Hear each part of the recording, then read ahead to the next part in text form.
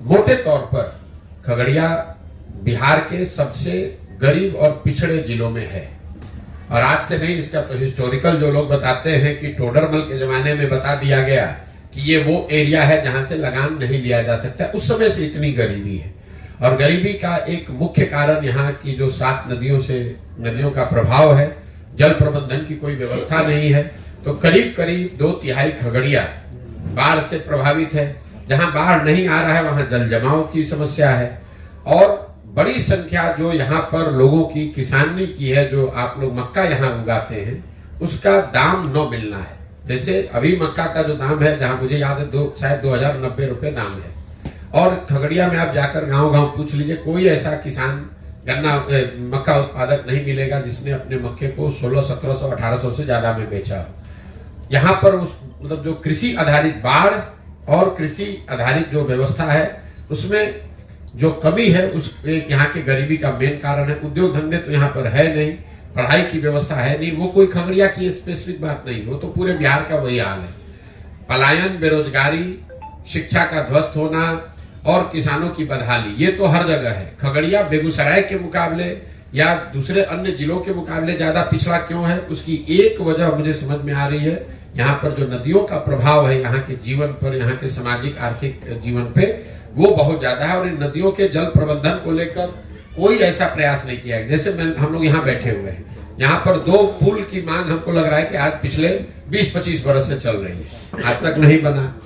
यहाँ नदियों मतलब बाढ़ हर साल आ रहा है। जिस एरिया में हम लोग बैठे हैं, इस साल नहीं आया, लेकिन लोग बता रहे हर साल बाढ़ आता है, लेकिन कोई उसके लिए प्रयास नहीं किया गया है। हर साल लोगों को मालूम है, एक ही नेता यहाँ जो विधायक है 3 बार 4 बार 5 बार से लोग जीत कर आ रहे हैं, लेकिन समस्याएं वही बनी हुई हैं, कोई उसका परिवर्तन नहीं हुआ।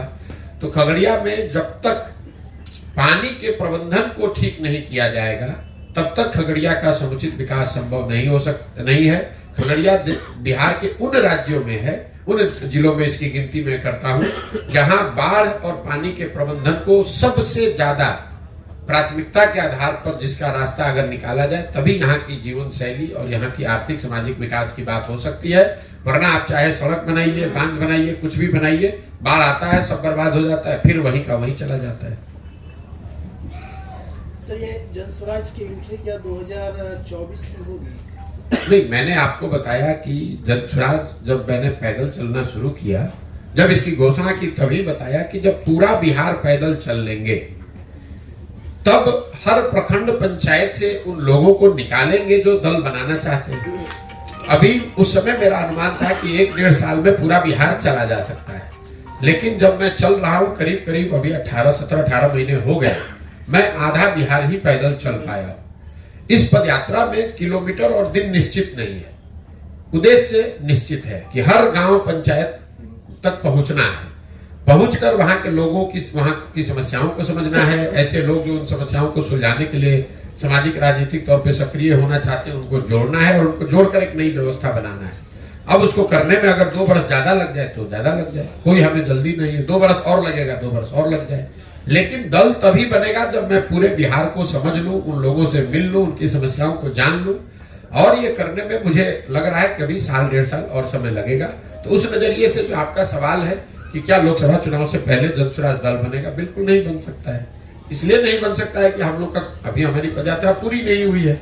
और जो मैंने बिहार की जनता को आश्वासन दिया है कि भाई पूरा बिहार घूमने के बाद ही लोगों की मदद से दल बनाया जाएगा, अगर आज चुनाव के नजरिए से हम दल बना लें, तब तो दल बनाने से पहले ही हम वो करना शुरू कर देंगे।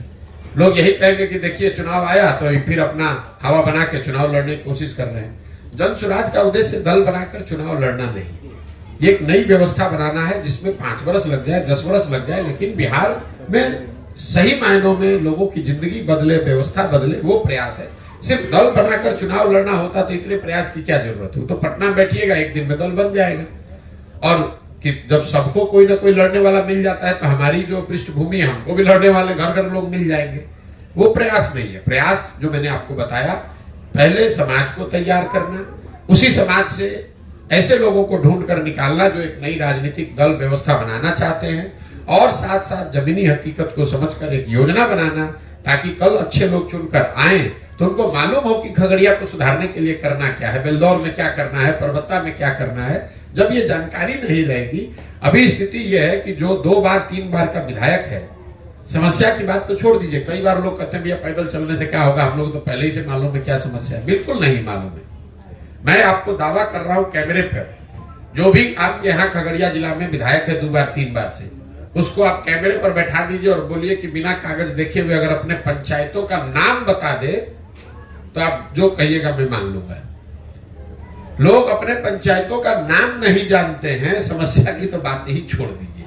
जो 2-2 3-3 बार से विधायक है उसको अपने सारे पंचायतों का नाम नहीं मालूम। हर पंचायत में लोग 5-5 बरस में एक बार अपना मुंह दिखाने भी नहीं गए। तो लोगों की जो जमीन पर समस्या है उसको जब तक नहीं जुड़ा जाएगा, उसको समझा नहीं जाएगा, तब तक उसका सुधार संभव नहीं है। बिहार की राजनीति में जो जाति का महाजाल है, एक तरह से देखा जाए तो प्रशांत किशोर अपने आप को कहाँ पाते हैं? प्रशांत किशोर को इसमें कहीं अपने आप को पाने की जरूरत नहीं है। ये आपके दिमाग का भ्रम है।